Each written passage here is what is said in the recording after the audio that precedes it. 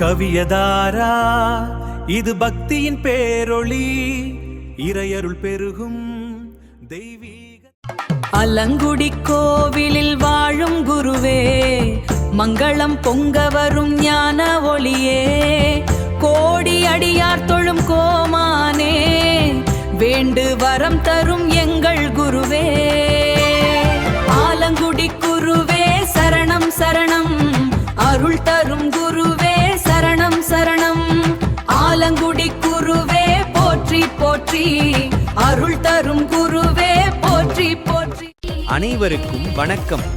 இன்று நம் கவியதாரா சேனலில் நாம் தரிசிக்கப் போகும் நவகிரக தலம் கும்பகோணம் அருகிலுள்ள புகழ்பெற்ற ஆலங்குடி குரு பகவான் கோவில்.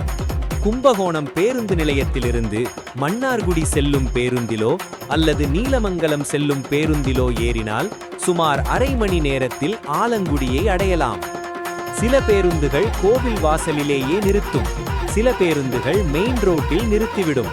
அங்கிருந்து 1 கிலோமீட்டர் தூரம் நடந்து செல்ல வேண்டும் அல்லது ஆட்டோ வசதியையும் பயன்படுத்திக் கொள்ளலாம். கிராமத்து சூழலில் அமைந்துள்ள இந்த சாலையை நீங்கள் இப்போது வீடியோவில் பார்க்கலாம். ஆலங்குடி வாழும் குரு பகவான், அருள்மழை பொழியும் ஞான குருவே, குறை தீர்க்க வரும் தேவா தேவா. உங்களுக்காகவே நாங்கள் மெயின் ரோட்டிலிருந்து நடந்தே சென்று படம் பிடித்துள்ளோம். இத்தலத்தின் மூலவர் அருள்மிகு ஆபத் சகாயேஸ்வரர், அம்பிகை ஏலவார்குழலி அம்மை. இவர்களுடன் சூரியன், சந்திரன், பைரவர், தட்சிணாமூர்த்தி, வள்ளி தெய்வானை சமேத முருகப்பெருமான் என அனைவரும் வீற்றிருந்து அருள் பாலிக்கின்றனர். இத்தலத்தில் குரு பகவானுக்கு தனி சன்னதி உள்ளது. கோவிலுக்கு அருகில் ஒரு பெரிய தெப்பக்குளம் அமைந்துள்ளது. அதில் நீராடுவது மிகவும் விசேஷம். நாங்கள் திங்கட்கிழமை சென்றதால் கூட்டம் குறைவாகவே இருந்தது. மதியம் 12:30 மணி அளவில் அங்கு சென்றோம். கோவிலுக்கு உள்ளே வீடியோ எடுக்க அனுமதி இல்லை என்பதால் எங்களால் முடிந்தவரை வெளிப்புற காட்சிகளை எடுத்துள்ளோம். சரியாக 1 மணி அளவில் அங்கு அன்னதானம் வழங்கப்படுகிறது. அந்த தர்ம காரியத்தையும் நீங்கள் வீடியோவில் காணலாம். குரு தசை நடப்பவர்கள் இக்கோவிலில் 16 நெய் தீபங்கள் ஏற்றி வழிபடுவது சிறப்பு. இதற்கென கோவிலின் முன்புறமே தனி இடம் ஒதுக்கப்பட்டுள்ளது.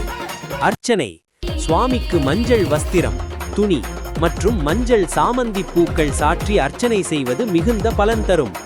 உகந்த நாட்கள் வியாழக்கிழமை அல்லது உங்கள் ஜென்ம நட்சத்திரம் வரும் நாளில் செல்வது மிகச் சிறப்பு.